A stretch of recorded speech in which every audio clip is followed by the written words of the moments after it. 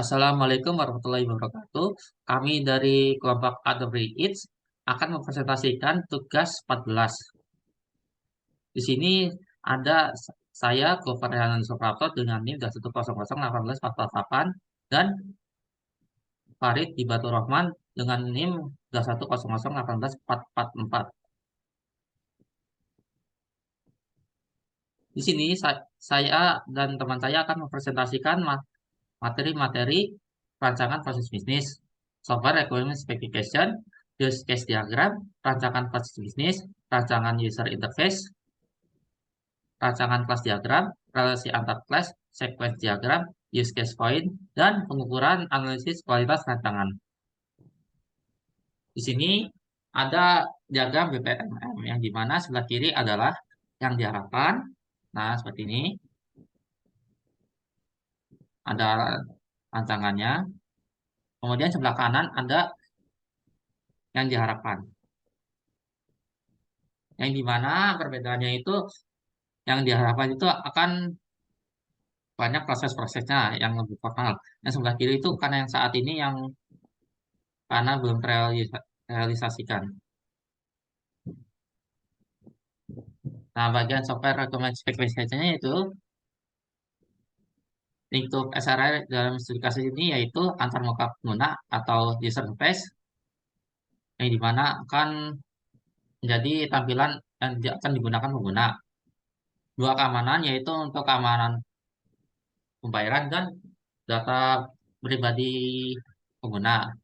Database untuk menyimpan data-data, tempat sistem pembayaran untuk pembayaran dari pengguna, pengirim logistik yaitu untuk kurir untuk mengirim makanan ke pengguna, dan layanan pelanggan yang dimana akan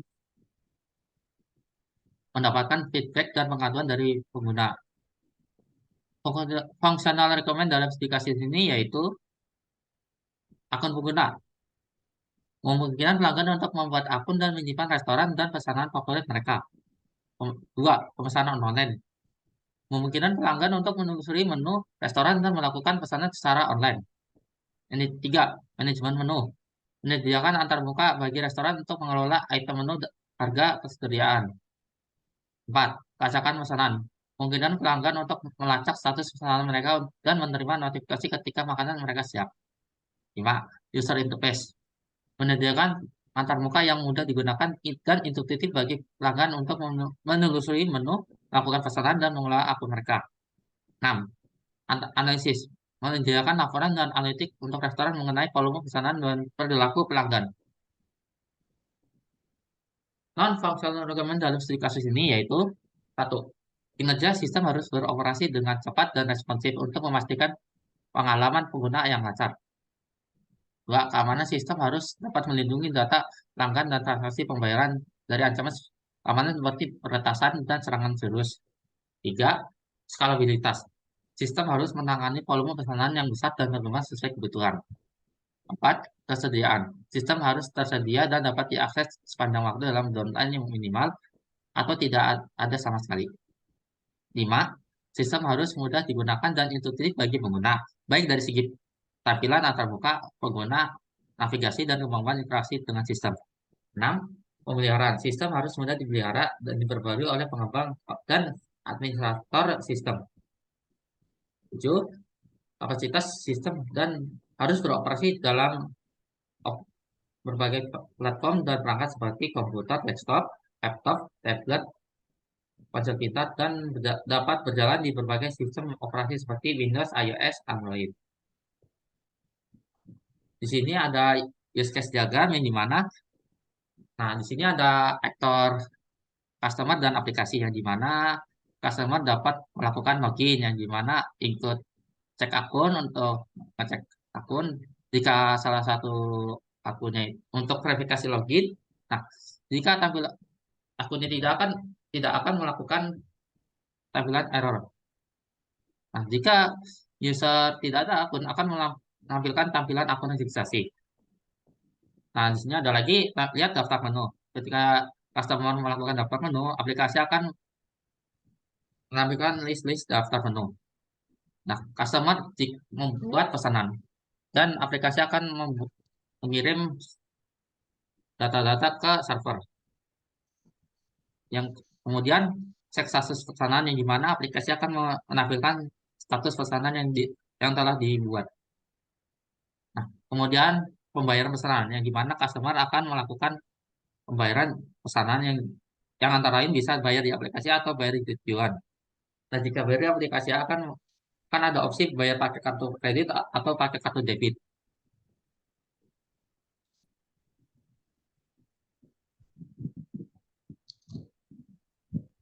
Rancangan user interface. Di sini ada gambar apa? Gambar kasarnya user interface yang pertama atau yang namanya low prototype. Di sini terdapat 6 page yang dimana ada login, dashboard, pemilihan dan profil menu dan pembayaran dan tracking. Nah, login berupa static page, dashboard berupa dinamis yang dimana akan menampilkan data-data dinamis, dan 3 pop-up page, yaitu dashboard, terus profil dan checkout-nya.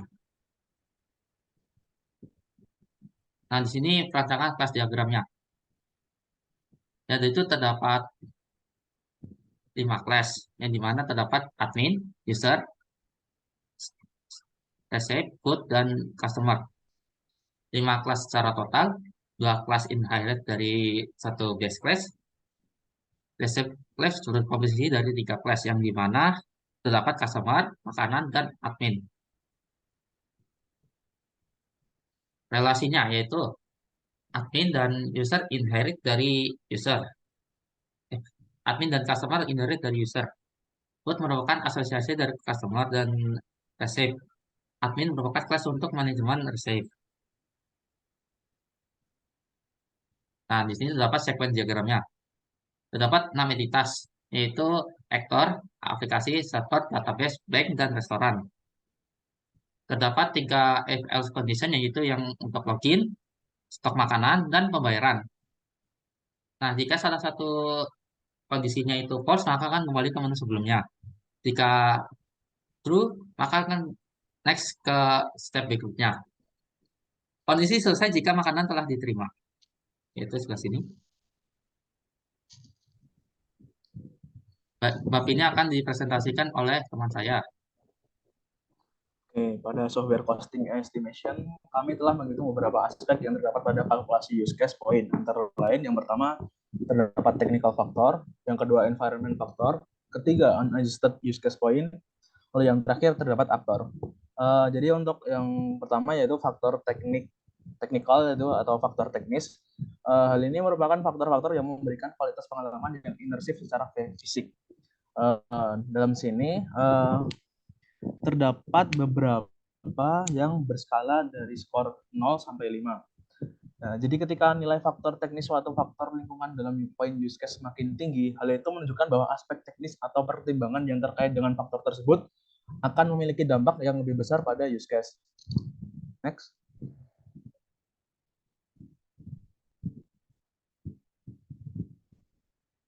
Lalu yang kedua terdapat environmental factor atau bisa disebut sebagai faktor lingkungan, yaitu faktor-faktor yang berisi penyesuaian tambahan yang diterapkan pada perhitungan use case point berdasarkan karakteristik khusus proyek, pengalaman tim, teknologi, serta faktor relevan lainnya. Jadi masih sama, untuk nilai dari beberapa faktor tersebut akan berskala 0 sampai 5. Nah, ketika nilai relatif magnitud dari faktor lingkungan pada suatu use case point semakin tinggi, berarti faktor lingkungan tersebut akan memiliki pengaruh atau dampak yang lebih besar terhadap use case tersebut. Lalu konsekuensi spesifik dari peningkatan besaran relatif ini bergantung pada sifat faktor lingkungan dan hubungannya dengan use case. Next. Lalu pada bagian use case point, unadjusted use case point, hal ini digunakan untuk mengukur ukuran dan kompleksitas sistem perangkat lunak berdasarkan persyaratan fungsionalnya, khususnya jumlah kasus penggunaan dan aktor yang terlibat. Jadi pada unadjusted use case point ini kami membuat unadjusted use case point bagian kategori simple itu berjumlah 2, lalu kategori average berjumlah 3, yang mana pada kategori simple itu terdapat use case name, login, dan logout. Lalu yang average adalah antara lain browse food, add order, dan check out. Next. Lalu yang terakhir untuk aktor weighting. Di sini aktor weighting berperan sebagai faktor yang digunakan dalam teknik estimasi poin kasus atau use case point, di mana penggunaannya untuk menetapkan tingkat kepentingan atau kompleksitas yang berbeda kepada aktor yang terlibat dalam sistem perangkat lunak. Jadi untuk tujuan dari aktor weighting ini adalah memperhitungkan berbagai dampak yang dimiliki oleh aktor yang berbeda terhadap fungsionalitas dan kompleksitas sistem. Jadi untuk kategori simple kita membuatnya sebagai berukuran 2 dan kompleks 2 juga.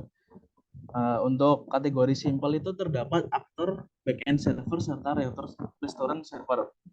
Lalu yang kategori kompleks terdapat user serta admin. Next. Nah, untuk bagian final ini merupakan hasil kalkulasi use case point terakhir. Jadi setelah kita mendapatkan hasil dari technical factor, environmental factor, unadjusted use case point, serta aktor weighting, kita dapat menghitung nilai use case point yang mana nilai UCP ini akan digunakan untuk menghitung estimated effort. Sebagai contoh, di atas kita mendapatkan nilai hours of effort sebesar 2.580 yang didapatkan dengan menggunakan rasio hours of effort per use case point sebesar 20. Next. Nah, setelah kita melakukan penghitungan kalkulasi UCP, kita melakukan pengukuran dan analisis kualitas rancangan, di mana kita menggunakan analisis yang pertama, yaitu metode analisis pertama, yaitu sukses rate. Beberapa user yang dinamakan sebagai user A, B, C, dan D, dan E, di mana para user ini akan diberikan beberapa task, yaitu antara lain fitur login, dashboard, pilih makanan, ubah detail pesanan, serta checkout. Nah, setelah para user ini melakukan testing atau mencoba aplikasi kami, didapatkannya hasil berupa seperti sukses, partial sukses, serta failure. Untuk suksesnya terdapat 12 poin, failure 6 poin, partial sukses 7 poin. Lalu untuk hasil sukses rate akhirnya adalah didapatkannya dengan rumus sukses ditambah partial sukses dikalikan dengan setengahnya, lalu dibagi dengan jumlah task, hingga didapatkannya hasil sebesar 0,62 atau sebesar 62%. Next.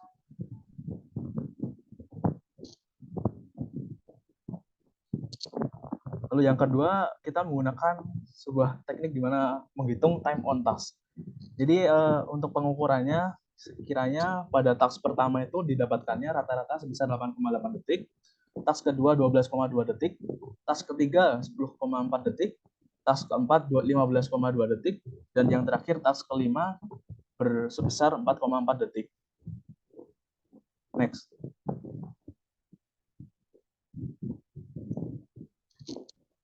Berdasarkan ini teknik penghitungan usability score, kita menggunakan proses SUS, di mana skor itu akan didapatkan ketika terdapat pertanyaan bertipe positif, yang mana akan skor itu akan didapatkannya dengan skala posisi dikurangi -1. Dikurangi 1. Untuk yang pertanyaan negatif, yang mana skor tersebut akan didapatkan dengan poin maksimal, yaitu 5, akan dikurangi dengan poin skalanya. Jadi untuk hasil rekap berdasarkan data dari 5 responden yang telah kami uji untuk mengisi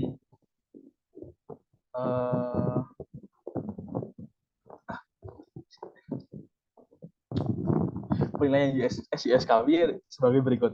Untuk partisipan, kita beri nama dengan P1 sampai dengan P5.